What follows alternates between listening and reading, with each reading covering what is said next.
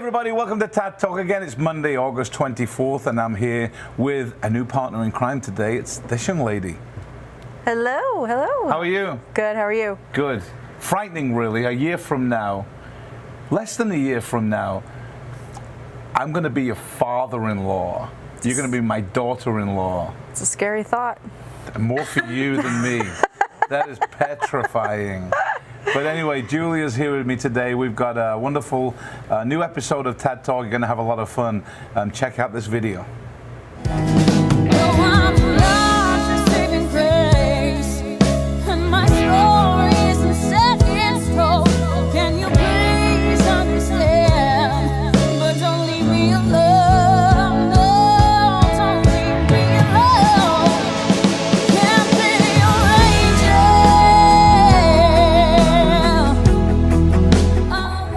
Great voice, great look. Let's hear it. Welcome to the show. Melissa McLaughlin, how are you?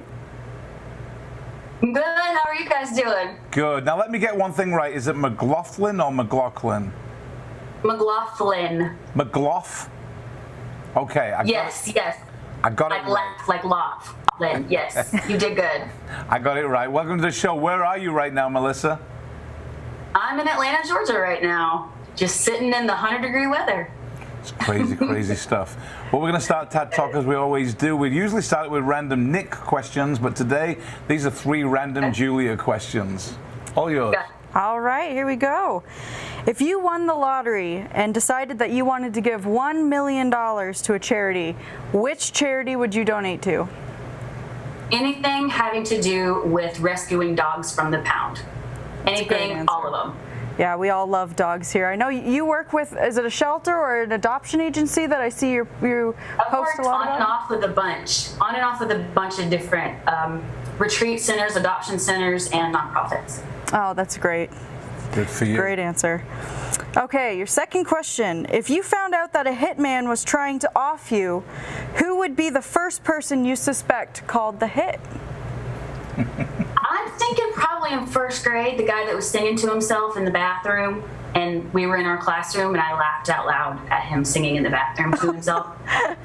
Those things can scar, and wherever you are, I'm really sorry about that. Wow. Have you not spoken since first grade? No, I moved not long after, so I didn't get a chance to say, hey, I was a real jerk of a first grader. Sorry about that. Wow. Well, there's some guy on Facebook somewhere seeking out the lady who gave him all these mental disorders. What about you? Who would it be?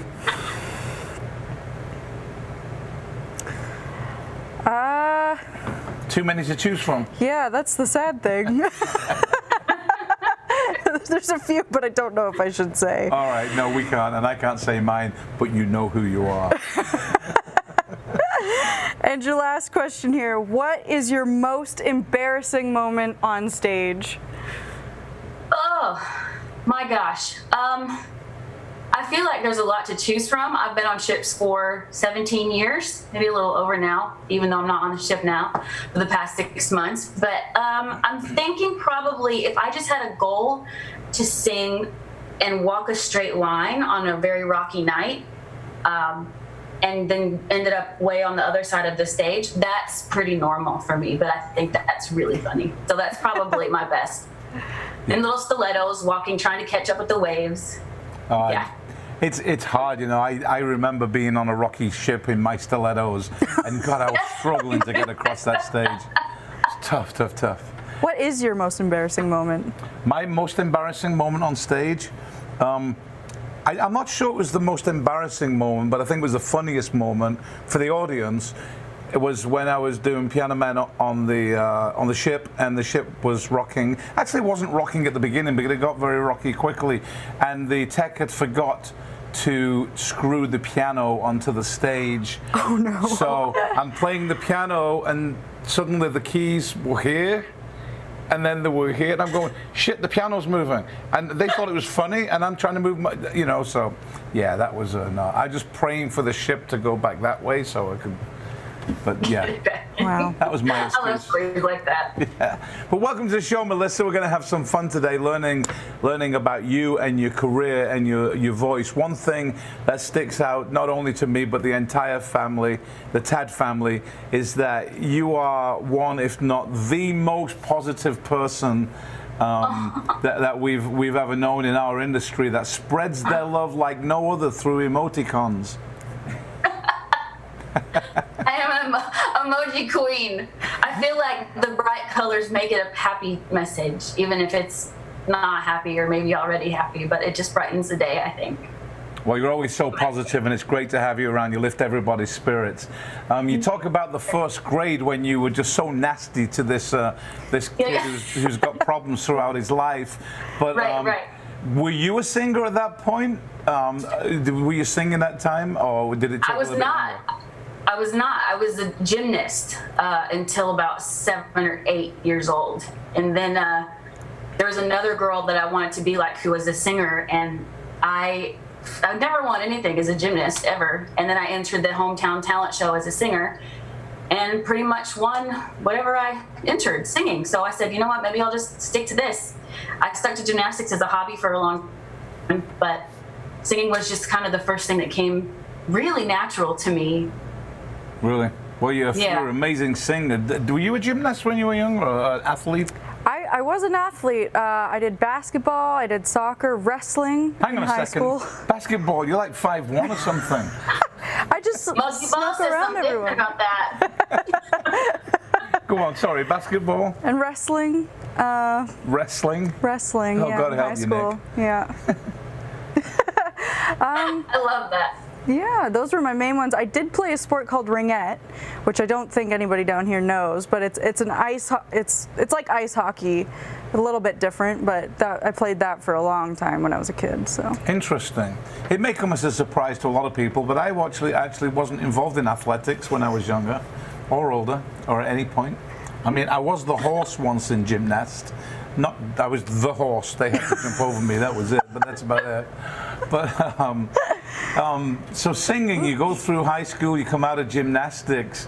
Was there a moment, just one moment, Melissa, when, because you've got a great voice, you've got a really soulful voice. Is there a moment when you stopped singing like a kid, if you like, or found out the time when you're actually going to make a career out of this?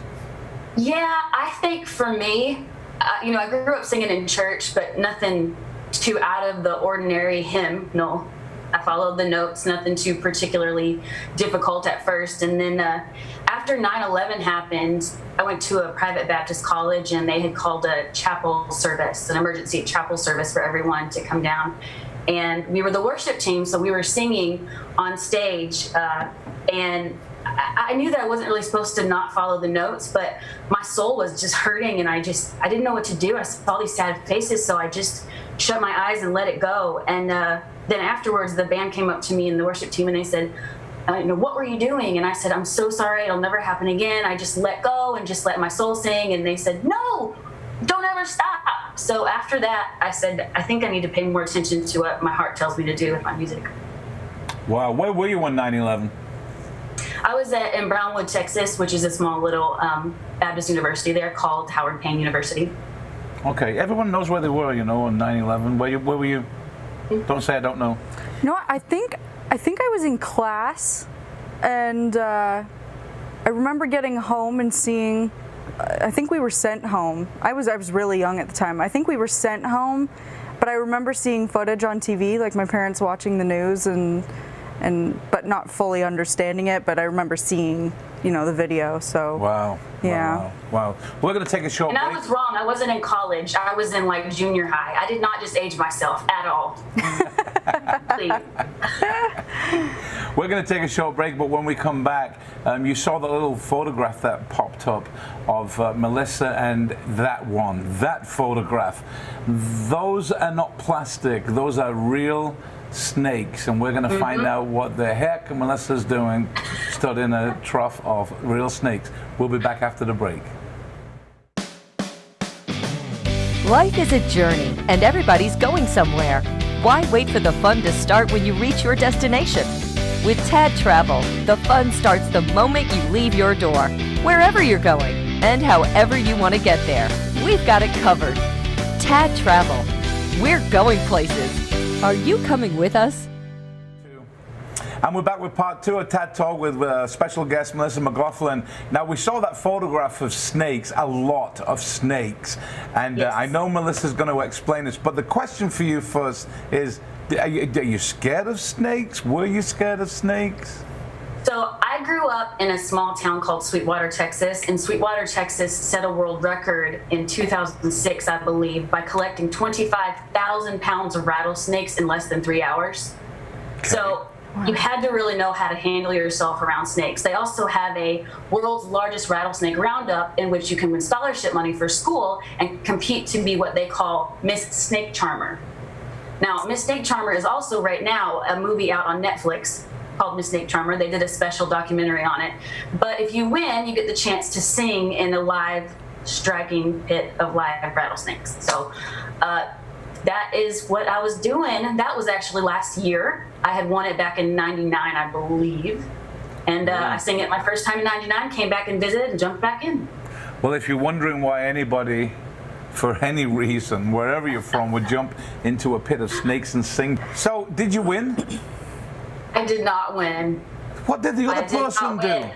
What did the other person This was a game show that I took the day off work for when I lived in LA, and Steve-O was the judge, and they had asked me a few things about what I was afraid of earlier, and I told them I was not afraid of snakes, and they said, can you pretend like it so we can just film it and continue moving on? So I was like, okay.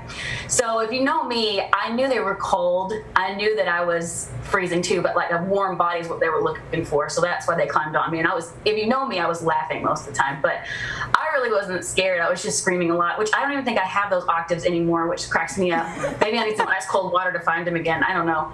But the guy that I was competing against, Steve-O had him wear a shock collar and deliver margaritas. So he was like, I think 78 years old, I think, like much older. And it was very life-changing to see this older man get shocked. So Jeez. I think there was a lot of sympathy for him. Yeah, no kidding. I think you mentioned that you were going to pee. I think I would have pooped if I'd have been doing that. Oh, gosh, and alligators and everything. None of that really bothered me. If that was cockroaches, spiders, or moths, or June bugs, forget it. I don't like anything with an exoskeleton. I'm out. They were freaking alligators. They're cold. They're not going to do anything. Would you do it?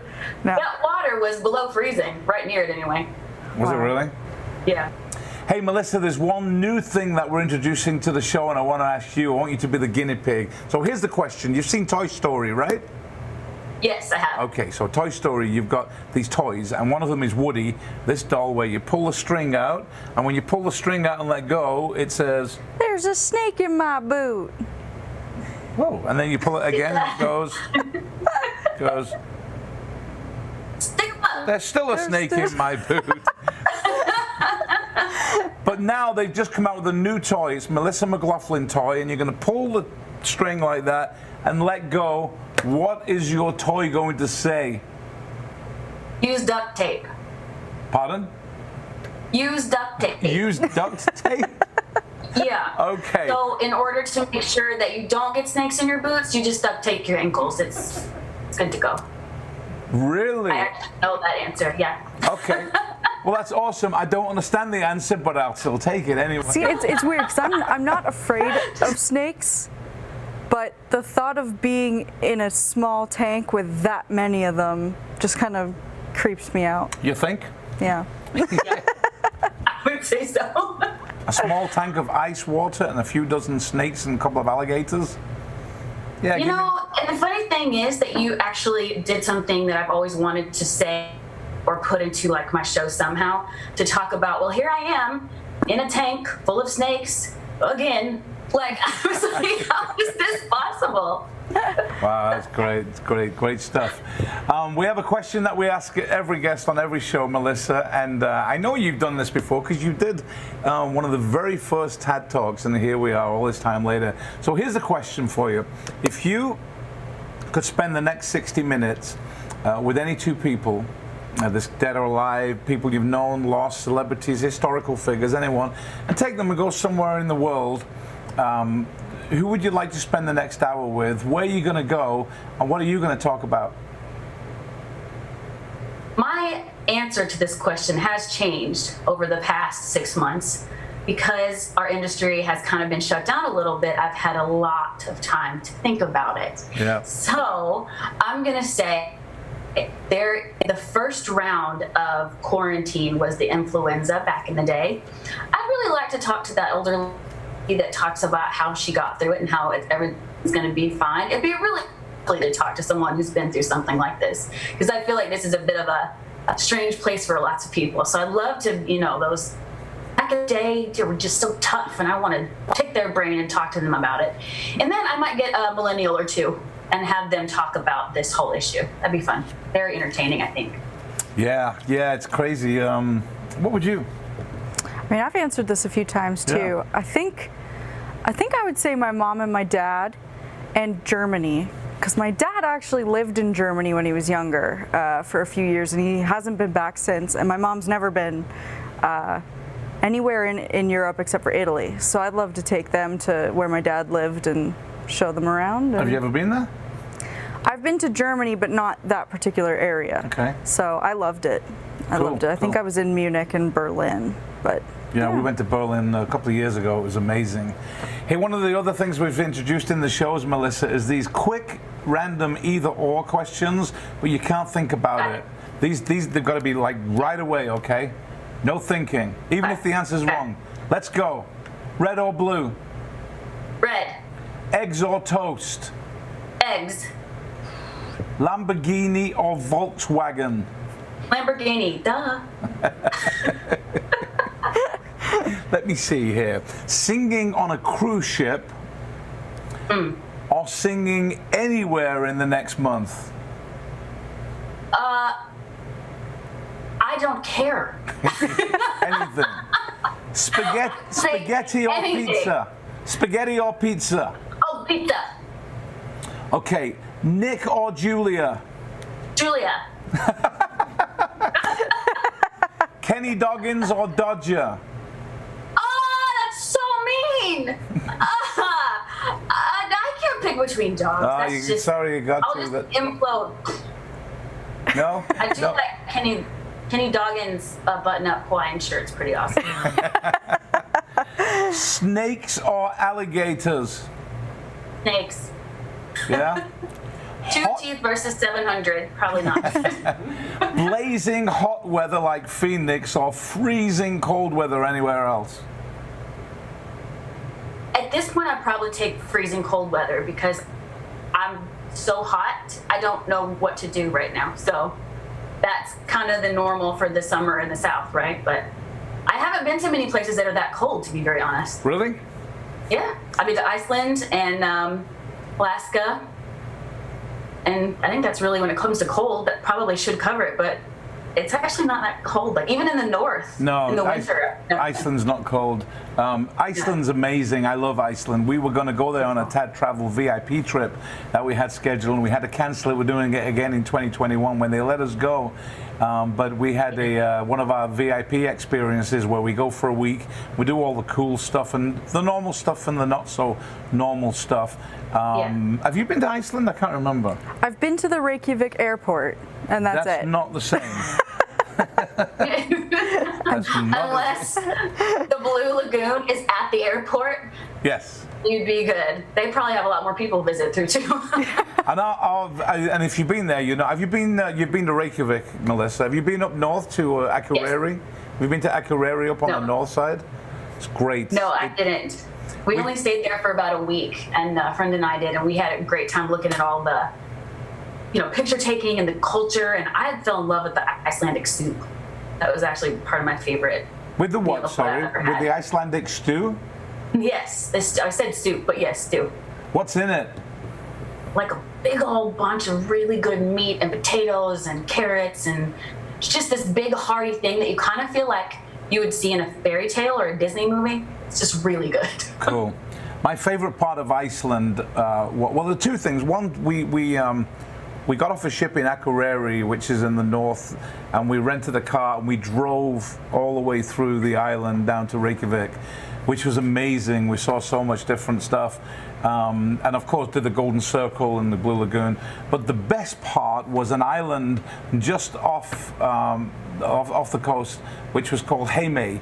I think it's spelled Haemaey, something like that. And but it's known as Puffin Island. So there's puffins everywhere. There's a puffin museum, and half the island doubled in size when the volcano erupted. So half the island is all black rock, and the other one is all grass. And it's amazing there, amazing. I bought a pumpkin painting, but I didn't see a pumpkin.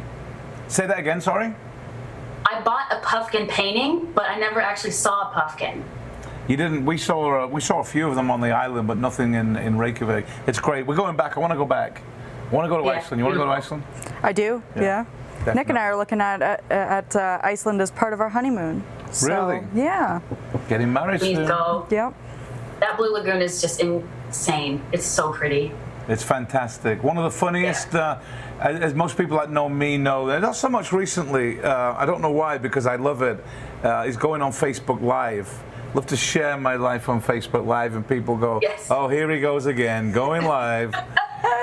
But just I thought it was lovely. Yes, exactly. But one of the funniest Facebook Lives we have is when we went to the Blue Lagoon, and we were in there, and Nick turned around, and he had gone into the Blue Lagoon and got this white stuff, put it all over his face, the stuff, you know, Yeah.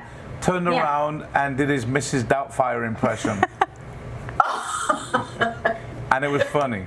It was funny. It's good. That would be very funny, yes. Mrs. Doubtfire is one of my favorite movies. Yeah, it's tremendous. This has been a great show. Thanks for joining us, Melissa. It's been awesome. And thank you. Thank you. Thank you. Miss Co-presenter. It's going to be you and Nick soon, just the two of you. Have you enjoyed it? I have. Yeah. It's been good. It's been great. We'll be back tomorrow with another. And don't forget to go on our social wall. We've got our social wall, which is #TADTalk. And there's a nice picture there of Melissa that just disappeared. Sorry about that. And you just go on Twitter and #TADTalk. And they all pop up on our wall. And you can see all the amazing guests that we have had on the show and we've got coming up on the show. Melissa, thanks again for being part of the show today. It's been great having you as a guest. To everyone, we'll see you tomorrow on TAD Talk. Take care, everyone. Bye-bye. Thank you, guys.